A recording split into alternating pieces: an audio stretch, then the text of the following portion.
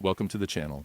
Take a deep breath, relax, and just listen. Let the words sink in. Even as you drift off to sleep, you're still learning. And when you wake up, you'll be a little wiser than before.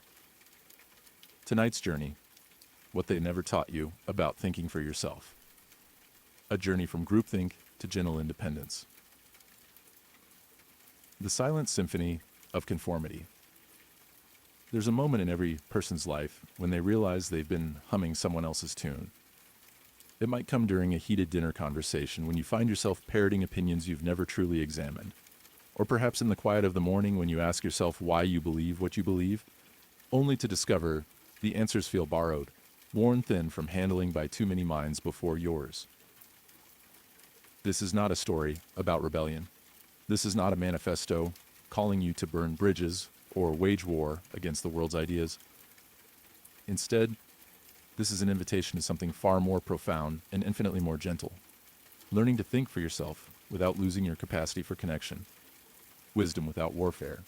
Independence without isolation. The tragedy isn't that we sometimes follow others. It's that we often forget we have a choice. Chapter 1. The gentle tragedy of borrowed thoughts. The day I discovered I wasn't thinking. Sarah sat in our graduate seminar, surrounded by brilliant minds discussing postmodern literature. For months, she had nodded at the right moments, cited the approved theorists, and written papers that earned praise from her professors. But that Tuesday afternoon, something shifted. A classmate made a passionate argument about a novel, and Sarah found herself automatically agreeing, not because she believed it, but because it was the expected response. In that moment of recognition, she felt a peculiar kind of loneliness. She was surrounded by people, engaged in lively intellectual discourse, yet she realized she hadn't heard her own voice in months. She had become an echo in a chamber of echoes, each voice reverberating the same carefully approved frequencies. This is the quiet tragedy of our time. Not that we lack intelligence, but that we've forgotten how to access our own. We've become so skilled at intellectual ventriloquism that we've lost touch with the authentic voice within us. The invisible weight of groupthink. Groupthink doesn't announce itself with fanfare. It doesn't storm into our lives demanding compliance. Instead, it arrives like morning mist, so gradual and pervasive that we don't notice how it obscures our vision until we can no longer see our own path clearly. Consider how it manifests in our daily lives. We check social media and unconsciously adjust our opinions to match the prevailing sentiment. We sit in meetings where everyone nods in agreement, though privately, many harbor doubts. We choose our words carefully in conversations, not to be clearer, but to be safer, to avoid the discomfort of standing apart. The cost is subtle, but profound. Each time we silence our authentic response, we erode our capacity for original thought. Each time we choose the comfortable consensus over honest inquiry, we strengthen the habit of intellectual dependency. We become strangers to our own minds. The paradox of connection through conformity. Here's the cruel irony. We conform because we want to belong, yet true belonging can only occur when we bring our authentic selves to the table. When we hide our genuine perspectives behind a mask of agreement, we connect with others' expectations of us, not with the people themselves. Think of your most meaningful relationships. Aren't they characterized by moments when someone showed you who they really were? When they shared a perspective that was uniquely theirs? The beauty of human connection lies not in our sameness, but in how our differences create a more complete picture of truth and experience. Yet, we've been taught to fear the discomfort of disagreement, to see different perspectives as threats to harmony rather than invitations to deeper understanding. We've confused peace with the absence of honest discourse, when true peace often emerges from navigating differences with grace and curiosity. Chapter 2. The architecture of independent thought. Building your internal compass. Learning to think for yourself is not about becoming contrarian or rejecting all external input. It's about developing what I call an internal compass, a reliable sense of direction that helps you navigate the endless sea of information, opinions, and pressures that surround us daily. Your internal compass has several key components, each one requiring gentle cultivation and patient practice. Awareness is the foundation. Before you can think independently, you must first notice when you're not thinking at all. This requires developing a kind of gentle self-observation, a way of stepping back from your mental processes and noticing them without judgment. When you find yourself having a strong opinion about something, pause and ask, how did I come to believe this? What experiences, evidence, or influences shape this view? Curiosity is the compass needle itself. Independent thinkers are not those who reject all outside influence, but those who approach ideas with genuine curiosity rather than automatic acceptance or rejection. They ask not just, is this right, but why might this be right? What would make it wrong? What am I not seeing? Courage is what moves you forward when your compass points toward uncomfortable territory. It takes courage to hold an unpopular opinion, to say, I don't know, when everyone else seems certain, to change your mind when new evidence emerges. But this courage need not be loud or confrontational. The quiet courage of gentle honesty often accomplishes more than the dramatic gesture of defiant opposition. The practice of intellectual humility. Perhaps the most important skill in thinking for yourself is learning to hold your opinions lightly. This doesn't mean believing nothing or standing for nothing. It means recognizing that your current understanding is always provisional, always open to refinement and growth. Marcus, a successful businessman, discovered this principle during a leadership crisis. For years, he had prided himself on his decisive nature, his ability to quickly assess situations and make firm decisions. But when his company faced an unprecedented challenge, his usual approach failed. He found himself clinging to his initial assessment long after evidence suggested he was wrong, simply because admitting error felt like admitting weakness. The breakthrough came when a trusted mentor asked him, what if changing your mind wasn't a sign of weakness, but a sign of learning? This reframe transformed Marcus's relationship with his own thoughts. He began to see his opinions not as fixed possessions to be defended, but as working hypotheses to be tested and refined. Intellectual humility doesn't make you wishy-washy or indecisive. Instead, it makes you more genuinely confident, because your confidence is based on honest assessment rather than rigid defensiveness. When you know you're willing to change your mind in the face of better evidence, you can hold your current position with both conviction and grace. The art of productive disagreement. One of the greatest barriers to independent thinking is our fear of conflict. We avoid expressing dissenting views because we mistake disagreement for attack, difference of opinion for personal rejection. But learning to disagree well is essential to thinking well. Productive disagreement starts with genuine curiosity about the other person's perspective. Instead of listening for weaknesses to exploit, you listen for understanding. Instead of building your rebuttal while they speak, you try to see the world through their eyes. This doesn't mean you abandon your own position, but rather that you allow it to be informed and potentially transformed by the encounter. The magic happens when disagreement becomes collaborative rather than combative. You're not trying to win, you're both trying to get closer to truth, or to a solution that neither of you could have reached alone. This requires what psychologists call metacognitive awareness, the ability to think about thinking, to be aware of your own mental processes and biases while engaging with others. Chapter 3. The Subtle Rebellions of Daily Life. Small acts of intellectual independence. The path to thinking for yourself isn't paved with grand gestures or dramatic confrontations. It's built through small, daily acts of intellectual integrity that gradually strengthen your capacity for independent thought. Consider Elena, a marketing professional who found herself in a familiar workplace scenario. During a brainstorming session, her team was enthusiastically rallying around an idea that, to her, seemed flawed. In the past, she would have either stayed silent or voiced half-hearted support, but that day, she chose a different path.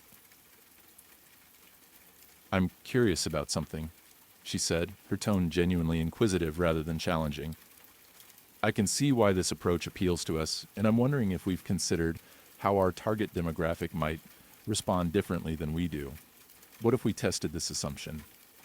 Notice what Elena did. She didn't attack the idea or make her colleagues wrong. She expressed genuine curiosity and offered a way to gather more information. She practiced what we might call gentle skepticism, a way of questioning that invites exploration rather than triggering defensiveness. These small rebellions accumulate. Each time you choose honest inquiry over comfortable agreement, you strengthen your capacity for independent thought. Each time you ask a genuine question, instead of nodding along, you model intellectual courage for others. The practice of solitude. In our hyper-connected world, solitude has become a radical act. Yet it's in solitude that we most easily access our authentic thoughts and feelings. When we're constantly consuming other people's ideas through social media, news, podcasts, and conversations, we rarely give our own thoughts space to emerge and develop. James, a successful attorney, discovered this truth during a digital detox retreat. For the first time in years, he spent extended periods without external input. Initially, the silence felt uncomfortable, even frightening. His mind, accustomed to constant stimulation, seemed to race and scatter. But gradually something unexpected happened. Beneath the noise of borrowed thoughts and reactive opinions, he began to hear quieter, more authentic voices. His own intuition, his genuine values, his actual experiences speaking to him. He realized that he had been so busy consuming other people's thoughts that he had never given his own thoughts time to mature. Like a garden overrun with weeds, his mind needed space and tending for his authentic perspectives to grow. This doesn't mean becoming a hermit. It means creating regular spaces in your life for reflection, for processing your experiences, without immediately reaching for external validation or interpretation. It might be a daily walk without podcasts, a morning journal practice, or simply sitting quietly with your coffee before checking your phone. The courage to be boring. One of the unexpected challenges of thinking for yourself is the courage to be boring. In a culture that rewards hot takes and extreme positions, nuanced thinking can seem unimpressive. Saying, I need to think about this more. Or, the situation seems complicated, doesn't generate likes or retweets. But these measured responses often reflect deeper wisdom than the quick, quotable opinion. Learning to think for yourself means learning to be comfortable with complexity, uncertainty, and the slow process of understanding. It means being willing to seem less impressive in order to be more honest. This is its own form of courage, the courage to prioritize truth over performance, understanding over impression. Chapter 4. Navigation without isolation. The art of influenced independence. A common misconception about independent thinking is that it requires isolation from others' ideas, but true intellectual independence isn't about thinking in a vacuum. It's about engaging with others' ideas from a place of centered awareness rather than reactive dependence. Think of it like learning to dance. When you're first learning, you might step on your partner's toes or lose the rhythm entirely if you focus too much on their movements. But as you develop your own sense of rhythm and balance, you can respond fluidly to your partner while maintaining your own grace and stability. The dance becomes a collaboration rather than a struggle for control. The same principle applies to intellectual engagement. When you're grounded in your own capacity for thought and discernment, you can genuinely consider others' perspectives without losing yourself in them. You can be influenced without being controlled, responsive without being reactive. Dr. Rachel Chen, a research scientist, exemplifies this balance. In her field, she regularly encounters conflicting studies and competing theories. Rather than simply adopting the views of the most prestigious researchers or the latest trends, she has developed what she calls her processing protocol. When she encounters new information, she first notices her immediate reaction. Does she want to accept or reject it, and why? Then she examines the evidence independently. considering not just what the data shows, but what it might not show. She seeks out contrary perspectives and considers how her own biases might be affecting her interpretation. Finally, she integrates the new information with her existing understanding, allowing both to be modified in the process. This isn't a cold, purely rational process. Dr. Chen includes her intuition and emotional responses as data points, recognizing that our feelings often pick up on patterns our conscious minds haven't yet identified. But she doesn't let these immediate reactions make the final decision. Building bridges instead of walls. One of the greatest gifts of learning to think for yourself is that it actually makes you better at connecting with others. When you're not constantly defending borrowed positions or trying to fit in through agreement, you can engage with genuine curiosity and openness. Consider the difference between these two approaches to encountering a different viewpoint. Defensive approach. That's wrong, because insert familiar argument. Here's why you should think like I do. Curious approach. That's interesting. I've been thinking about this differently. I'm curious about your experience that led you to this view. Here's what's shaped my perspective. What do you think about the apparent contradiction between these viewpoints? The second approach doesn't require you to abandon your position, but it opens up space for genuine dialogue. It treats disagreement as an opportunity for mutual learning rather than a contest to be won. This shift from defensive to curious engagement often leads to surprising discoveries.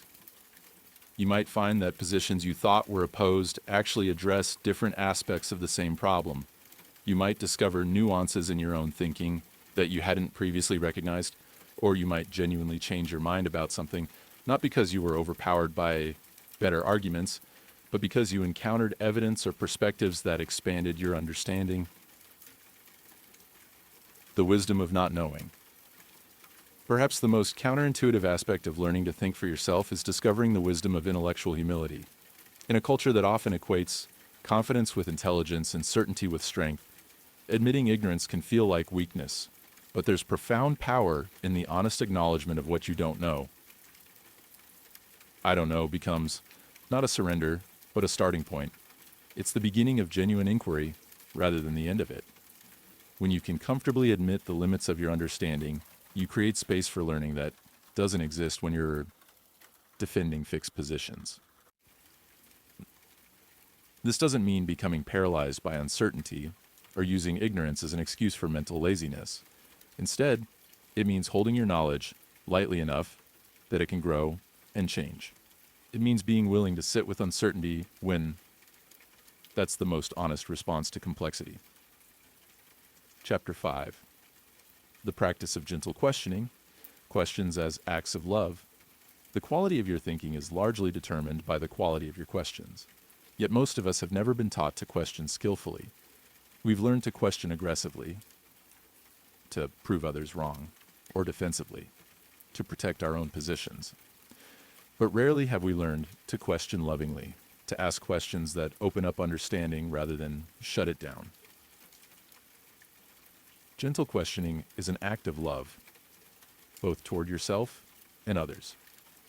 When you ask yourself, why do I believe this? You're not attacking your beliefs, but caring for your intellectual growth. When you ask someone else, help me understand your perspective, you're not challenging their intelligence, but honoring their experience. The art lies in the spirit behind the question. Are you asking to understand or to undermine? To explore or to expose? To learn or to win? The same words can feel like an invitation or an attack, depending on the intention behind them. Maria, a high school teacher, transformed her classroom by changing her questioning approach. Instead of asking students to defend predetermined correct answers, she began asking questions that genuinely explored the complexity of topics.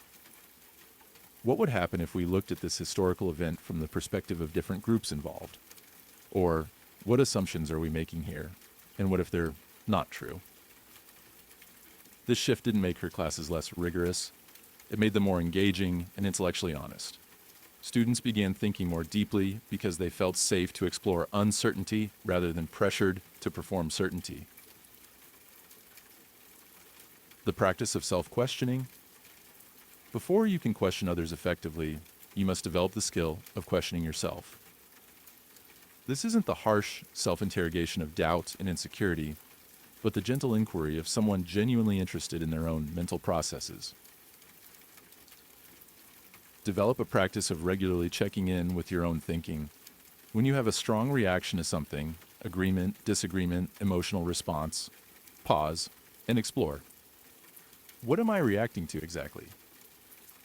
Where did this reaction come from? What experiences or beliefs are informing my response? What might I be missing or not considering? How might someone who disagrees with me view this situation? This isn't about second-guessing yourself into paralysis, but about developing awareness of your own mental habits and patterns. The goal is not to eliminate all bias. That's impossible. But to recognize your biases, so you can account for them in your thinking. Creating safe spaces for difficult conversations.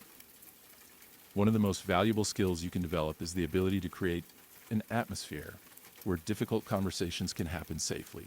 This isn't about avoiding conflict, but about engaging with conflict in ways that promote understanding rather than defensiveness. The key elements of such conversations include genuine curiosity about the other person's perspective, even when you disagree strongly with it. Emotional regulation that allows you to stay present and thoughtful, even when triggered. Clear communication about your own views without attacking or dismissing others. Patience with the slow, sometimes messy process of working through complex issues. Humility about the limits of your own understanding and openness to being wrong. When you can hold these elements together, something magical happens. The conversation becomes collaborative rather than combative. Both parties become curious about truth rather than committed to winning. Understanding deepens even when agreement isn't reached. Chapter 6, Practical Wisdom for Daily Decisions. The decision-making framework. Learning to think for yourself isn't just an intellectual exercise. It's a practical skill that affects every aspect of your life, from small daily choices to major life decisions. Developing a reliable framework for decision-making helps you navigate choices from a place of centered awareness rather than reactive impulse or unconscious conformity. Consider David's story. As a mid-level manager in a tech company, he found himself constantly stressed by decisions. He would agonize over choices, seek multiple opinions, then second-guess himself, regardless of what he decided. The problem wasn't lack of intelligence or information. It was lack of a clear process for working through decisions authentically. David developed what he called his 3 questions framework. 1. What do I actually know about this situation? Separating facts from assumptions. 2. Asterisk, asterisk. What are my real priorities here? Connecting to his genuine values rather than what he thought he should prioritize. 3. What would I decide if I weren't worried about what others might think? Accessing his authentic preference. This framework didn't eliminate uncertainty. Good decisions often involve uncertainty, but it gave him a way to think through choices that felt true to who he was rather than reactive to external pressures. Navigating information overload. In our age of information abundance, learning to think for yourself increasingly means learning to filter and evaluate the constant stream of data, opinions, and claims that compete for your attention. The challenge isn't lack of information, it's developing the discernment to identify what's worth your mental energy. Develop what you might call information hygiene. Conscious practices for managing your intake of ideas and opinions. This might include source diversity. Intentionally seeking out perspectives from different backgrounds, disciplines, and viewpoints rather than staying within comfortable echo chambers. Primary sources. When possible, going to original research, first-hand accounts, or primary documents, rather than relying solely on others' interpretations. Time delays, allowing some time to pass before forming strong opinions about breaking news or trending topics, recognizing that initial reports are often incomplete or inaccurate. Quality over quantity. Choosing to deeply engage with fewer, higher quality sources rather than skimming many superficial ones. Regular digital fasts. Creating periods of time when you're not consuming any external information, allowing your own thoughts and reactions to emerge and settle. The art of changing your mind. Perhaps the most advanced skill in thinking for yourself is learning to change your mind gracefully. This requires overcoming the psychological tendency to treat our beliefs as part of our identity, making any challenge to them feel like a personal attack. Learning to hold your opinions as provisional hypotheses rather than fixed truths transforms your relationship with new information. Instead of asking, "Does this confirm what I already believe?" you can ask, "What does this teach me?" Instead of defending your position, you can explore whether it still serves you. Consider the story of Dr. Susan Martinez, a practicing physician who had spent years advocating for a particular treatment approach. When new research emerged suggesting her preferred method might be less effective than she believed, her initial reaction was defensive. She looked for flaws in the new studies and reasons to dismiss their findings. But then she paused and asked herself, what if I'm wrong? What if my patients could be better served by a different approach? This question shifted her from defensive to curious. She examined the new evidence more carefully, consulted with colleagues, and eventually modified her practice based on what she learned. Her patients benefited, and she felt the satisfaction of intellectual growth rather than the shame of being wrong. The key was reframing being wrong from a failure to an opportunity. Instead of "I was wrong," she learned to think, "I learned something new." This subtle shift made changing her mind feel like growth rather than defeat. Chapter 7. The Ripple Effects of Authentic Thinking, Modeling Independent Thought. When you begin thinking for yourself, you don't just change your own life. You create ripples that affect everyone around you. Your willingness to question, to think carefully, to admit uncertainty, and to change your mind gives others permission to do the same. Consider the impact in your family relationships. When you stop automatically agreeing with family members to keep peace and instead engage thoughtfully with different perspectives, you model a different way of relating. Family dinners might become more complex, but they also become more genuine. Children learn that it's possible to disagree with people you love without rejecting them. In your workplace, your thoughtful questions and willingness to say, "I need to think about this more," might initially seem like indecision, but over time, colleagues begin to appreciate the depth and authenticity of your contributions. Teams begin to engage more honestly with complex problems rather than rushing to premature consensus. Your friendships may shift as well. Some relationships that were based primarily on agreement and shared complaints might fade, while deeper connections form with people who appreciate genuine dialogue and mutual growth. The courage to lead. Independent thinking naturally leads to a different kind of leadership, not the dominating directive leadership that imposes solutions, but the collaborative leadership that asks better questions and creates space for collective wisdom to emerge. This kind of leadership requires tremendous courage because it means being comfortable with uncertainty, admitting when you don't know something, and trusting the process of collective thinking rather than having all the answers yourself. Jennifer, the CEO of a nonprofit organization, discovered this during a strategic planning crisis. Her organization was facing unprecedented challenges, and the board was looking to her for decisive action. Her instinct was to project confidence and present a clear plan, even though she honestly wasn't sure what the best path forward might be. Instead, she chose vulnerability and authenticity. She told the board honestly that she was uncertain about the best approach and invited them into a genuine collaborative exploration of their options. Rather than seeing this as weak leadership, the board was relieved to be included in real problem solving rather than just being asked to approve predetermined decisions. The process took longer, than a unilateral decision would have. But the solution they developed together was more creative and had broader support than anything Jennifer could have created alone. More importantly, the organization's culture shifted toward greater honesty and collaboration, creating culture change. Individual authentic thinking, when practiced consistently and openly, begins to shift the culture around you. People begin to feel safer expressing genuine thoughts rather than performing expected opinions. Conversations become more real and therefore more satisfying. Problems get addressed more effectively because people are willing to name what's actually happening rather than what they wish were happening.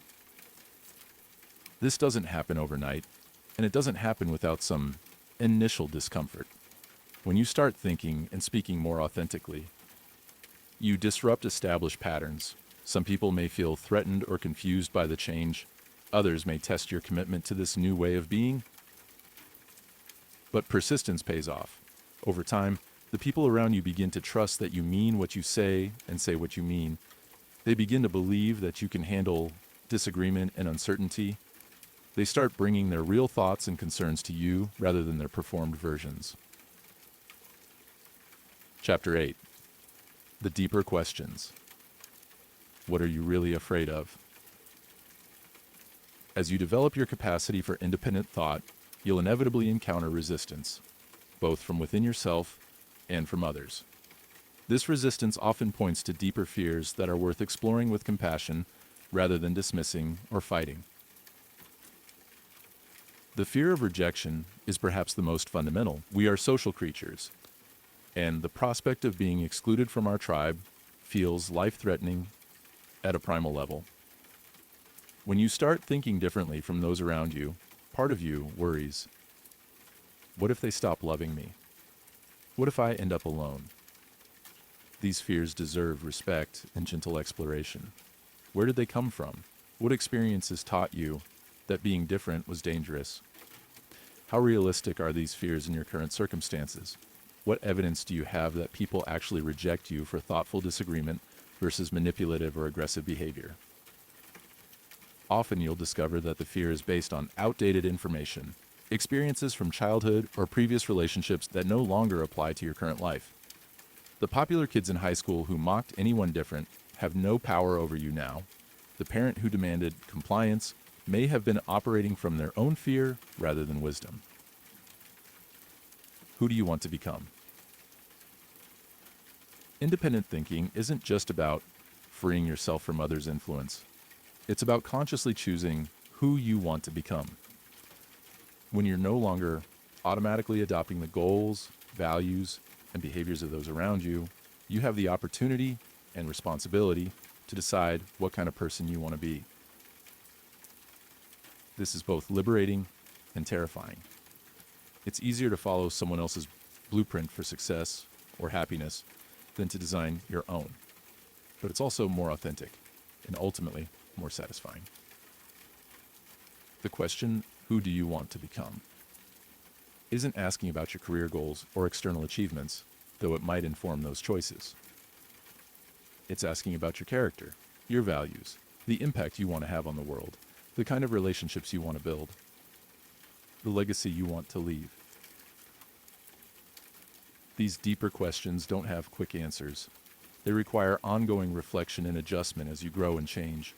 But engaging with them thoughtfully helps ensure that your independent thinking serves not just your intellectual freedom, but your deeper development as a human being.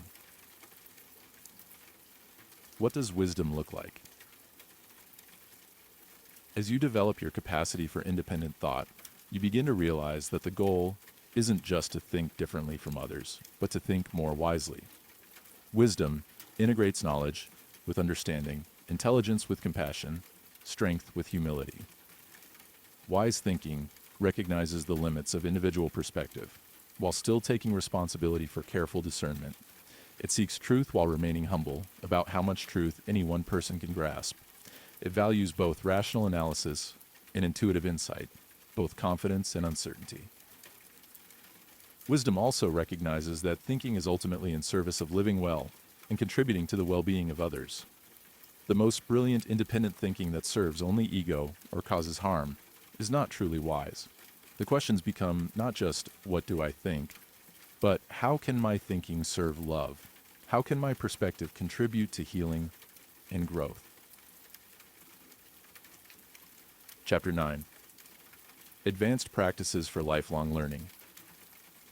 The Art of Intellectual Patience. One of the most challenging aspects of thinking for yourself is learning to be patient with the process. Our culture rewards quick thinking, instant opinions, and immediate responses. But meaningful insight often requires time, reflection, and the willingness to sit with uncertainty while understanding develops. Intellectual patience means giving complex questions the time they deserve. It means being comfortable saying, I'm still thinking about that. Instead of feeling pressured to have an immediate response, it means trusting that your understanding will deepen if you give it space to develop. This patience extends to your own growth process. You won't transform overnight from someone who automatically adopts others' opinions to someone who thinks with complete independence and wisdom. There will be times when you catch yourself falling into old patterns of reactive thinking or conformist behavior. The key is to treat these moments as information rather than failure, as opportunities for learning rather than occasions for self-criticism. Building your personal think tank. Just as organizations create advisory boards, you can consciously curate a personal collection of thinkers whose perspectives challenge and inform your own. This isn't about finding people who always agree with you, but about identifying voices that help you think more clearly and deeply. Your personal think tank might include historical figures whose writings or documented thoughts continue to offer insight into timeless questions. Contemporary thinkers from various fields whose work addresses questions you care about. People in your life who demonstrate wisdom, intellectual honesty, or expertise in areas where you want to grow. Authors and creators whose work consistently makes you think more deeply or see from new perspectives. The key is to engage with these sources actively, rather than passively. Read with questions in mind. Notice when something challenges your assumptions. Use their ideas as starting points for your own thinking, rather than endpoints. The practice of intellectual archaeology. Developing independent thinking often requires excavating the layers of influence that have shaped your current beliefs and assumptions. Like an archaeologist carefully uncovering artifacts, you can examine the origins of your opinions with curiosity and care. When you hold a strong belief about something, try tracing its history in your mind. When did you first encounter this idea? What experiences reinforced or challenged it? Which people or sources have influenced your thinking about it? How has your understanding evolved over time? What assumptions underlie this belief that you've never questioned? This isn't about rejecting everything you've learned from others. That would be impossible and unwise. It's about understanding the sources of your beliefs so you can evaluate them consciously rather than accepting them blindly. Creating your own research projects. One practical way to develop independent thinking is to become a researcher in areas that interest you. Choose questions that genuinely puzzle you and commit to investigating them thoroughly using primary sources, multiple perspectives, and careful analysis. Your research projects don't have to be academic or professional. You might investigate the history of a local issue that concerns you, explore different approaches to a personal challenge you're facing, or dive deep into understanding a field that fascinates you. The process of independent research teaches you to distinguish between reliable and unreliable sources, recognize bias and perspective in information, synthesize different viewpoints into a coherent understanding, form opinions based on evidence rather than emotion or convenience, communicate your findings clearly to others. More importantly, it gives you the confidence that comes from knowing you can figure things out for yourself when you need to. Chapter 10. Living the Questions. The Wisdom of Ongoing Inquiry. The Greek philosopher Rainer Maria Rilke once advised a young poet to live the questions now. Perhaps you will then, gradually, without noticing it, live along some distant day into the answer. This counsel applies beautifully to the journey of learning to think for yourself. Living the questions means being comfortable with ongoing inquiry rather than demanding premature closure. It means treating your most important questions as companions on a lifelong journey rather than problems to be solved quickly and forgotten. What are the questions that matter most to you? Perhaps they relate to how to live meaningfully in a complex world, how to balance individual growth with service to others, how to make wise decisions in uncertain circumstances, or how to maintain hope and purpose in the face of difficulty. These deep questions don't have simple answers, and different life phases may bring different insights. The value lies not in reaching final conclusions, but in allowing the questions to guide your attention, shape your choices, and deepen your understanding over time. The integration of heart and mind. As you develop your capacity for independent thought, you'll discover that the most meaningful thinking integrates intellectual analysis with emotional wisdom, rational evaluation with intuitive insight. The goal isn't to become purely rational. That's neither possible nor desirable, but to engage all your faculties in the service of wisdom. Your emotions provide important information about your values, your needs, and your responses to different situations. Your intuition often picks up on patterns and possibilities that your conscious mind hasn't yet recognized. Your body holds wisdom about what feels right or wrong, safe or dangerous, aligned or off track. Learning to think for yourself means learning to integrate all these sources of information rather than privileging only rational analysis. It means paying attention to how ideas feel, as well as how they sound, noticing what energizes you, as well as what makes logical sense, considering what your deepest values suggest, as well as what external authorities recommend. The ongoing dance of solitude and community. Perhaps the greatest paradox of independent thinking is that it ultimately leads not to isolation, but to deeper, more authentic connection with others. When you're no longer dependent on others' approval for your sense of self-worth, you can engage with them more freely. When you're not constantly defending borrowed positions, you can listen more openly to different perspectives. The journey requires ongoing navigation between solitude and community. You need time alone to process your experiences, examine your beliefs, and listen to your own inner voice. But you also need engagement with others to test your ideas, expand your perspective, and contribute to collective wisdom. The key is learning to move fluidly between these modes, spending time in reflection, and then bringing your insights into dialogue with others, engaging actively with different viewpoints, and then returning to solitude to integrate what you've learned. Your unique contribution. Ultimately, learning to think for yourself isn't just about personal liberation, though that's valuable.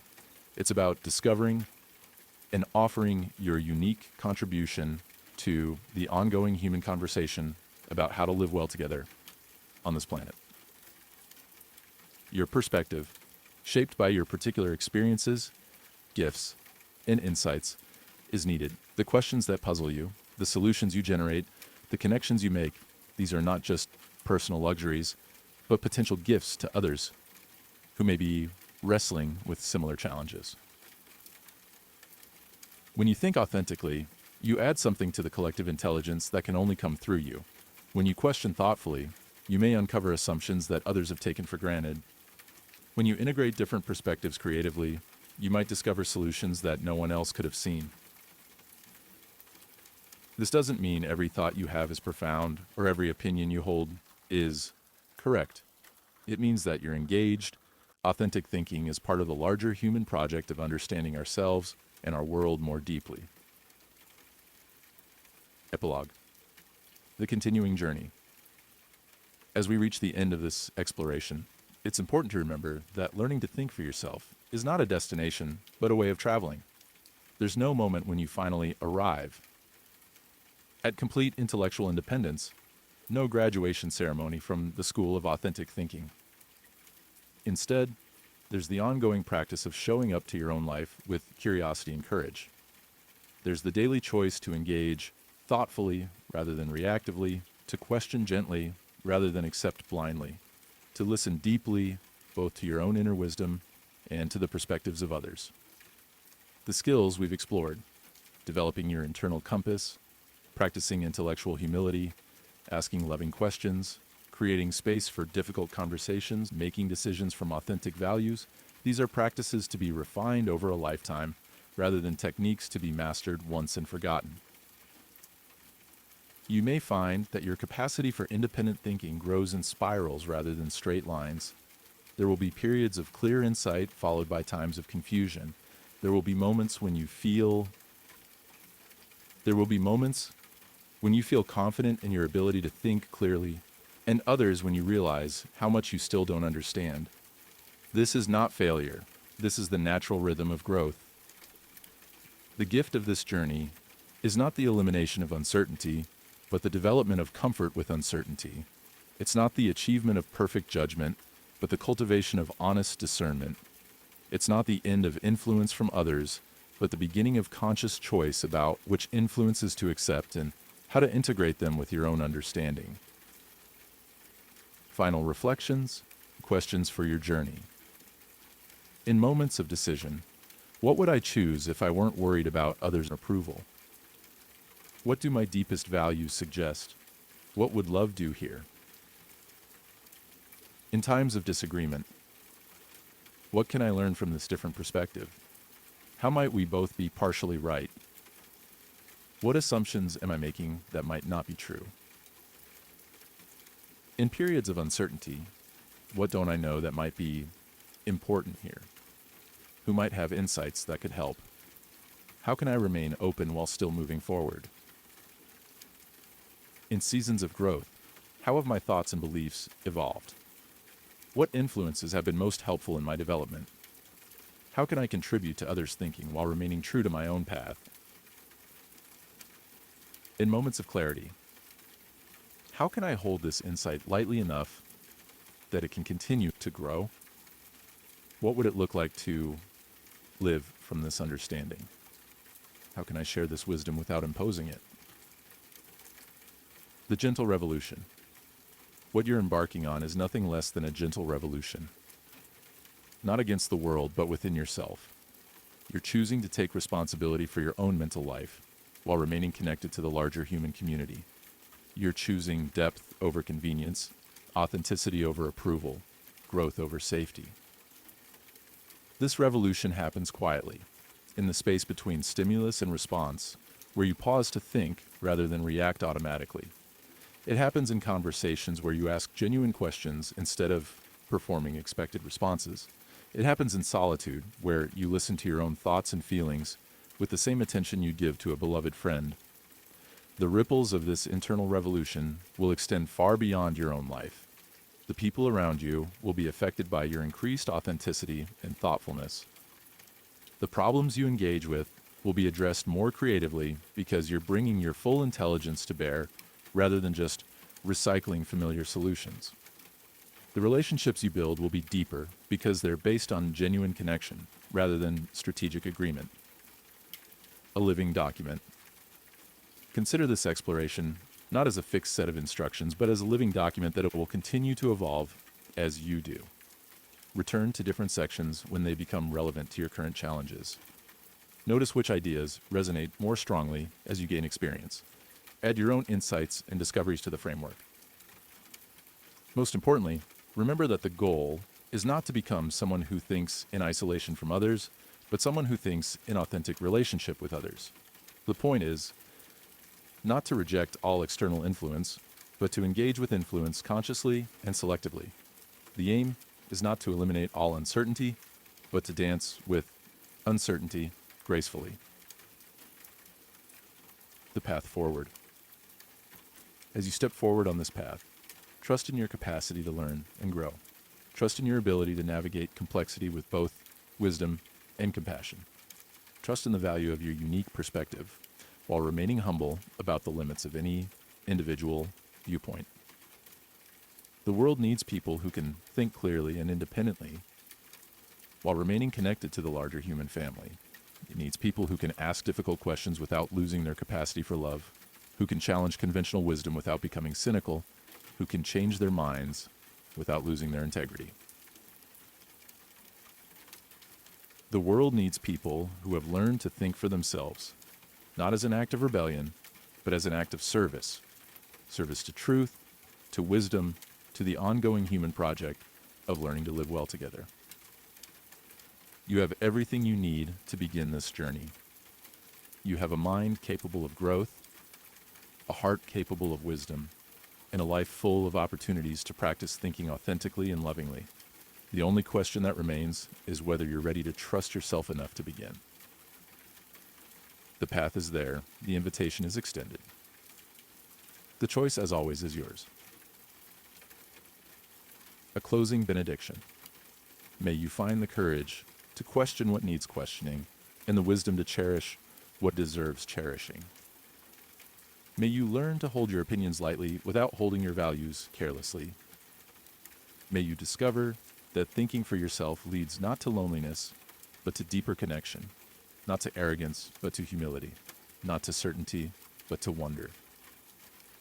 May your questions be as beautiful as your answers, your doubts as useful as your convictions, your growth as gentle as it is profound. And may you remember always that learning to think for yourself is not the end of learning from others, but the beginning of learning with them in ways that honor both your unique perspective and our shared humanity. The conversation continues. Your voice is needed. The world is waiting to hear what you have to contribute.